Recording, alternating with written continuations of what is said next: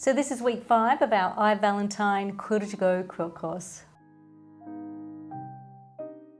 Last week we were playing with the idea of the birds in the lower rectangle facing up, but this week we've decided to go with a true medallion style quilt and make all sections face out from the centre block. After all, when a quilt is on a bed or draped over a lounge, you look at it in all directions, not just in an upright way. It will make sense next week when the centre block is revealed.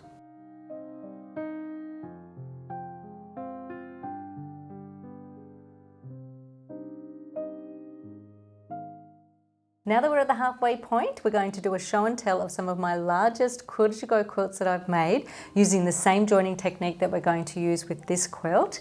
2 of them are medallion style quilts, 1 of them is made up of squares, but it's just to give you an idea of how this quilt is going to look when it's finished.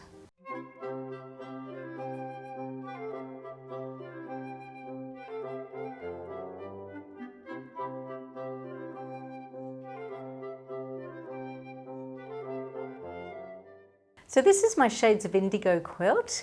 I made this quilt in the year 2000. It's quite a big quilt, it's 90 inches square, and of course it's quilt as you go. So it is actually made up of 4 large central squares. This piece here was actually sewn on last.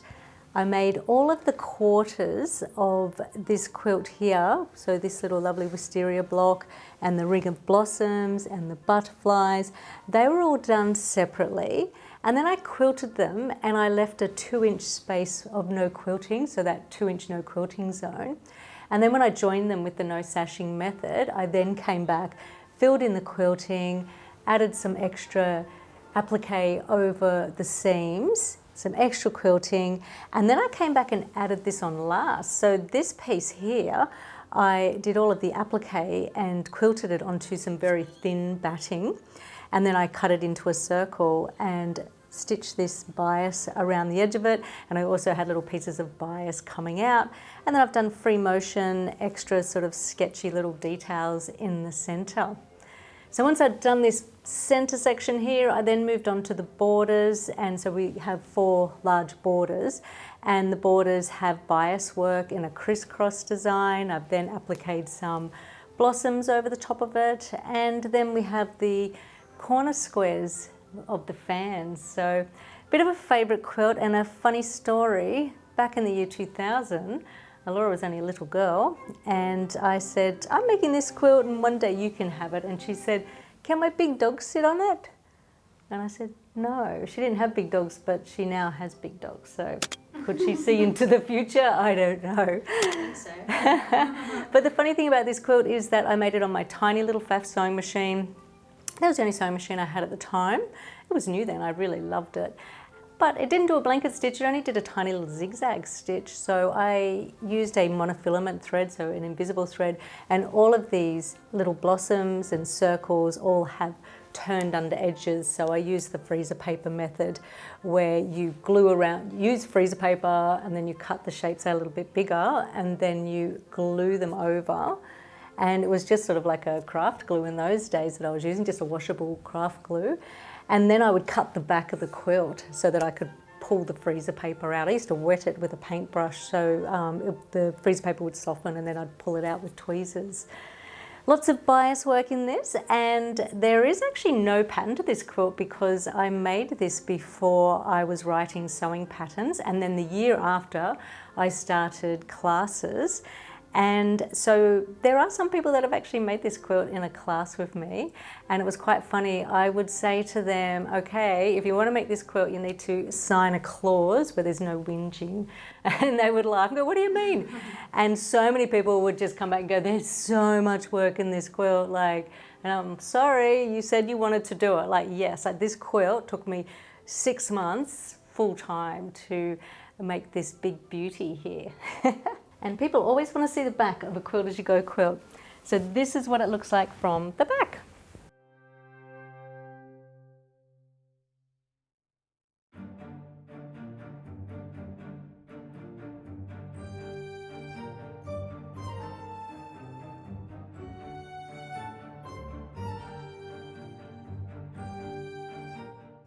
So this is my Celtic window quilt.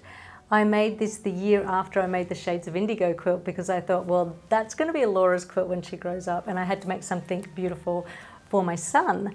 So he doesn't know it, but one day, if he gets married, this is his wedding present. But once again, Quilt-as-you-go in a Quilt-as-you-go medallion quilt. So I meant to mention that my last one was a medallion quilt too. So we have our large centre block. This was actually an overlay also, just in the same way that I did the last one. Bias work, stitched on, made with my same little tiny sewing machine with the invisible little zigzag stitch. Hand-dyed fabrics, I actually hand-dyed all of these fabrics. And something you'll notice here is we've got our centre block, and then we have all of our blocks or our rectangle panels going around the outside edge, and then we have our large corner squares.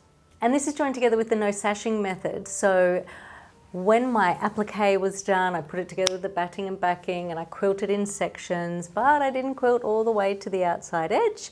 So you'll see when I joined these together, I just did some simple straight line quilting. So we would work from the center going to the outside edge. We've got some lovely vines up there with some acorn on it, and finish with a beautiful wavy scallop edge. I think this one's about 83 inches square, not as big as the last one.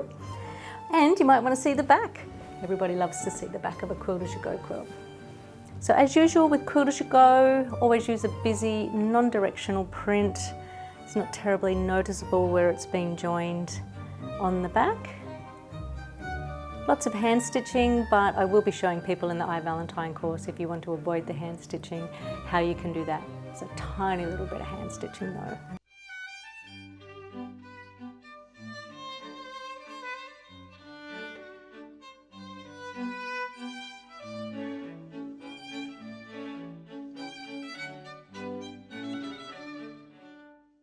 So this is my Renaissance quilt. Nice story behind this quilt was that I just started teaching sewing classes, and one of the ladies in the class, her name was Jean, and she had just upgraded her sewing machine, so she gave me her old Bernina. So I then had a sewing machine that could do some fancy stitches. So it just did a few basic, pretty sort of stitches. So I made this quilt. So with this quilt here, it's made up of 36 blocks, but there's actually only 9 different blocks. So they're repeated apart from the center one. And it was a really great class project where every week we would do a different block. So I called it Renaissance because I was using a theme of the Renaissance, and it was kind of before, the internet was so easily accessible. So I went to the library, got some books, and this is like your fleur-de-lis. Just kind of like pretty sort of Renaissance designs that I took the designs from coats of armor and just pictures that I could find that inspired me. And so I've also used some pin tucks, some bias work. This is satin stitching with rayon machine embroidery threads. Even one of the blocks has a bit of weaving in it. Just a really pretty quilt, so the students could either make one of each block, so that was 9, so they would have 3 across and 3 down, or repeat them just like what I've done. And as usual, Quilt-as-you-go, so Quilt-as-you-go with no sashing, so they quilted the block and I sort of had this nice little pretty design around the edge, and then there was no more quilting done until they were joined together. And then I stippled in between the blocks, or the students also had the choice of just doing this like twisty quilting pattern, because I know not everybody likes free motion work. Sometimes people like to do quilting with a walking foot. And finish with a lovely sort of pretty edge. And once again, everybody loves to see the back of a Quilt-as-you-go quilt, and this is what it looks like on the back.